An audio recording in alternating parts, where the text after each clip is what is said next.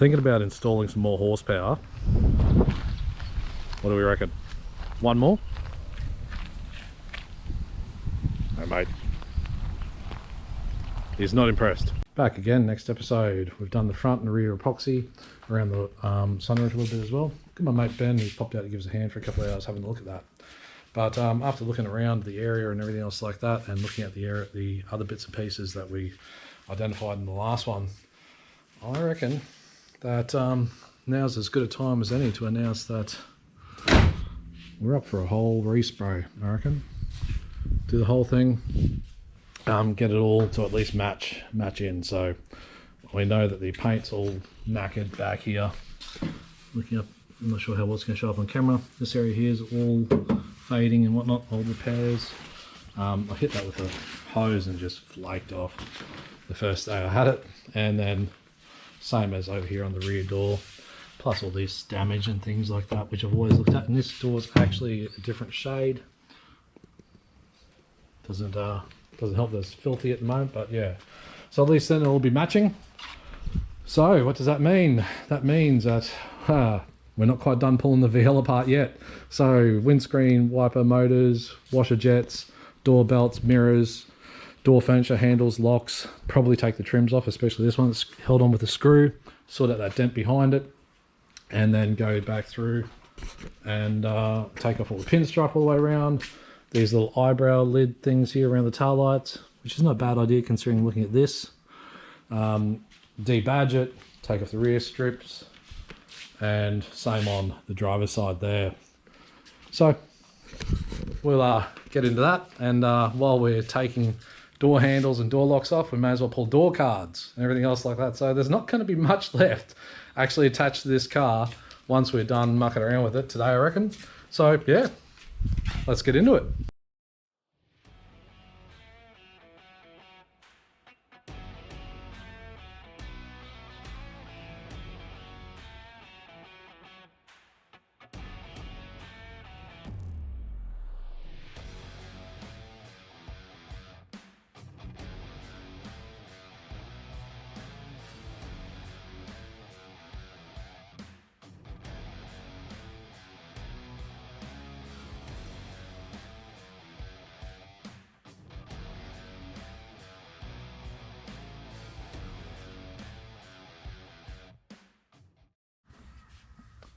Time to pull the door card off here.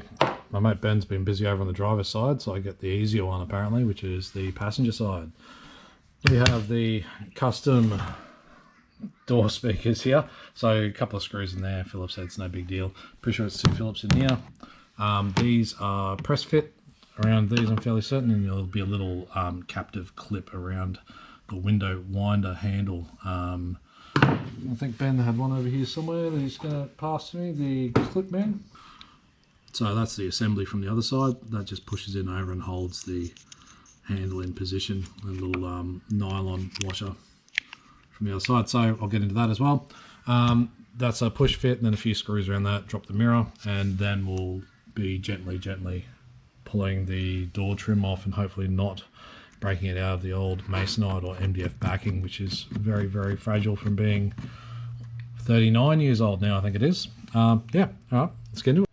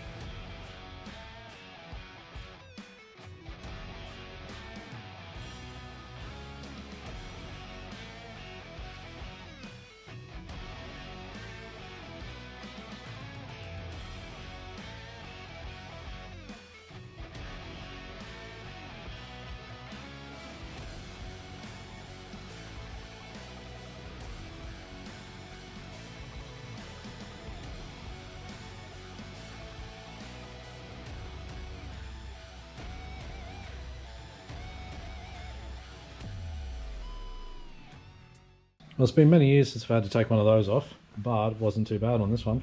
In very good condition overall. Even had the spring still on this handle, which is unusual.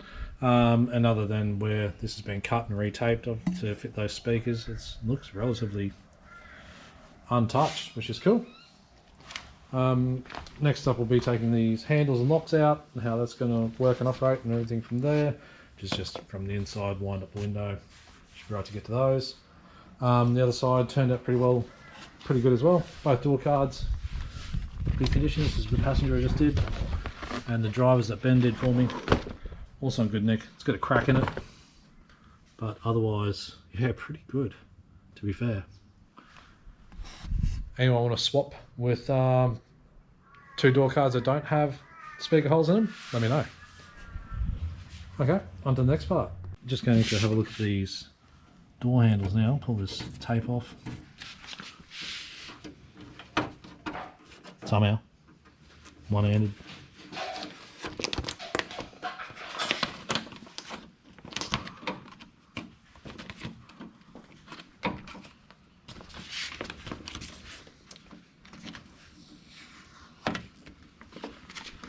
Goes back in here.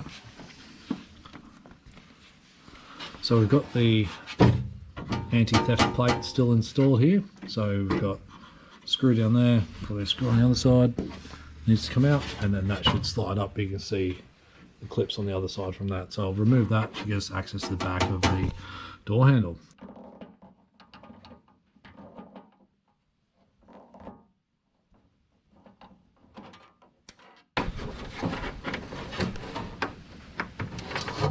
Okay, that's undone.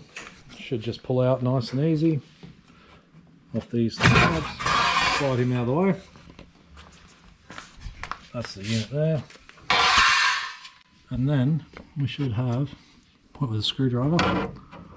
Got one nut and bolt there. Another one over on the other side. I should get the handle off. Looks like 10 mils. And then we'll investigate how that works.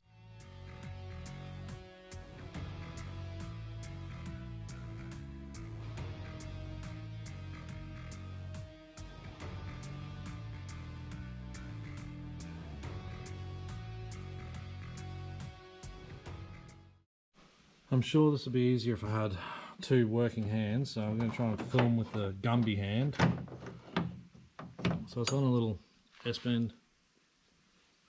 Take the headlamp off. Little S-bend like that.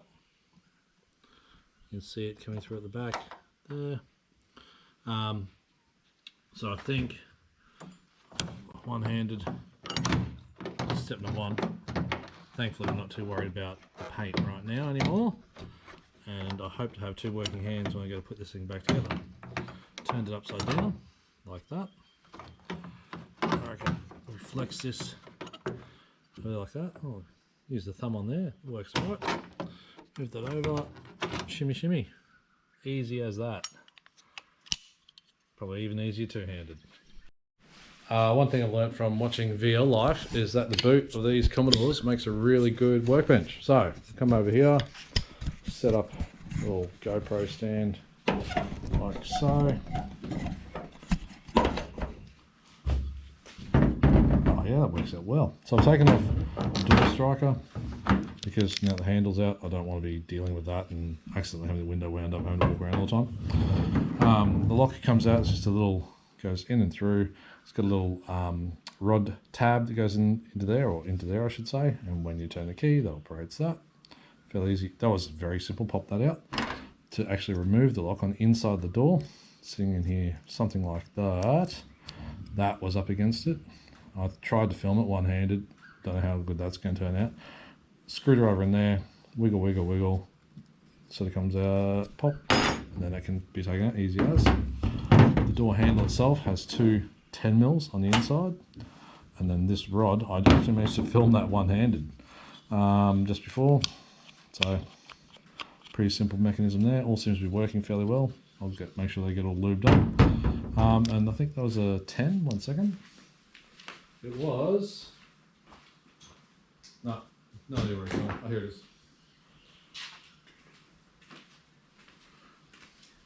And that's an M8.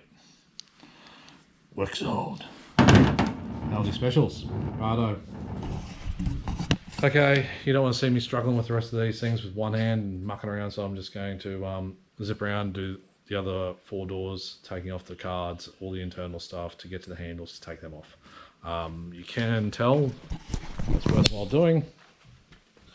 Besides, you know, scratching around, that's actually fairly chalky in underneath there. This paint is failing pretty badly. So I'll whip around and do these other 3 doors. That'll probably be me for the day and see how the rest of the episode goes. Finally decided to do the VL carpet. Got it out here on the veranda. I've wet it all down. I've pumped it full of a whole bottle of this stuff from Bunnings. It's been on there for 5 to 10 minutes. I did a little colour fast test down here. It seemed to be fine. Time to gurney it up. Let's see how she goes.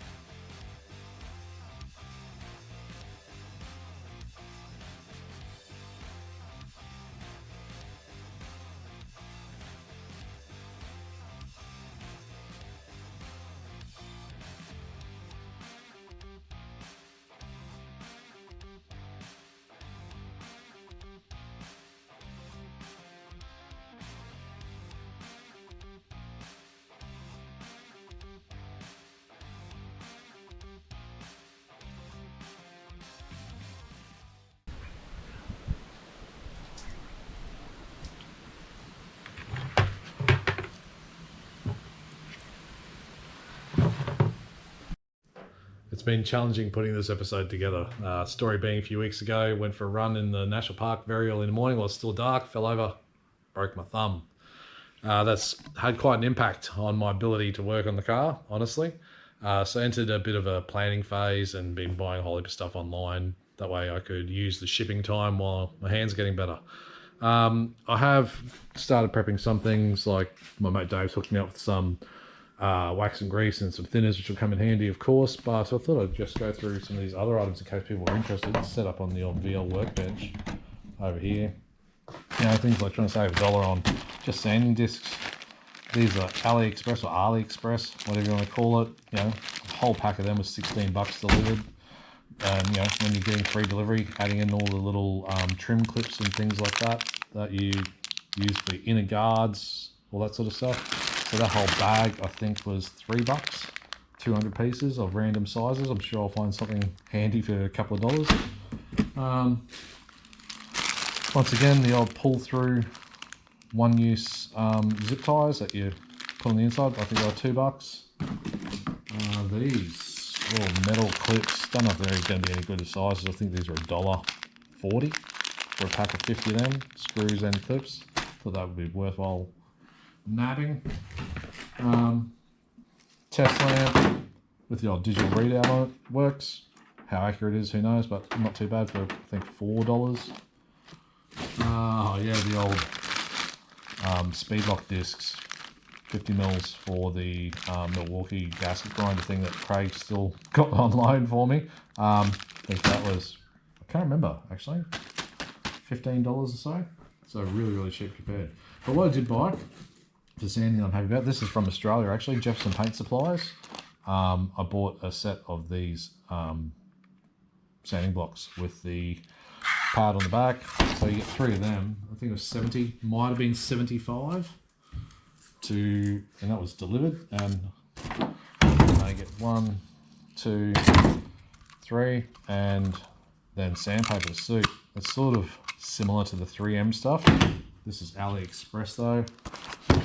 Comes in a roll like yay. Little hook loop on the back. I bought, where are the grits? 180. That's 80, 180, and 320, which should hopefully get me out of trouble for quite a lot of this work. And they were, I think they're, how long are these rolls? 12 meter rolls, I think were $16 each, I think. No, sorry, apologies. They were $30, I think, for a roll. So that wasn't too bad compared to buying the 3M stuff, which I'm sure 3M's better. But one thing I'm excited about, the old gun I've had for many years, for that I actually bought. Now this is, I think in Australia they're called a speedy pot system. We have these liners. So it's the keep the same cup, line goes in, etc., and that should go on top of the gun like yay. So that for 50 of the cup and 50 liners, 50 lids with, they've got a little filter in the mirror and everything else, that was $40, but they took a long time to show up. That's actually like quite a while. Other than that, I guess I'm just spinning around, show you where the car's at. Have been tinkering a little bit where I can. Still got to pull the mouldings off on either side. I want to rehang the guards probably tomorrow. Still need to take the rear stuff off, which is just, I've removed all the clips and things that is glued on, so I want to get in there behind with a blade. Just gently take that off. This door, because it's so beat up, one of the other things I did buy was the door pin removal tool. And when my hand heals, I'll have another better crack at that, because at the moment it's not going anywhere. Have had a few bashes and I am soaking it with WD all the time, but it's not moving anywhere just yet. So I'll try heat and everything else like that heaps of people have suggested when I get better, basically. That's why I haven't stripped this door, because I'm hoping to replace it. The reason being, besides that big smack down the corner and whatnot, got this bit of carnage up in here, which I'm not really happy about, and I would rather replace the door than fix, but we'll see how we go. It's had a hard life, so that striker's been put back on just to hold it in place while I muck around with a hinge. Yeah, other than that, the interior's back on the roof. I'll rehang the guards, I'll probably put the bonnet back on, everything else. And then soon, pinstripe will come off and I'll start sanding in the next episode. But probably wrap it up here for now. Get this one out and see you on the next one. Cheers.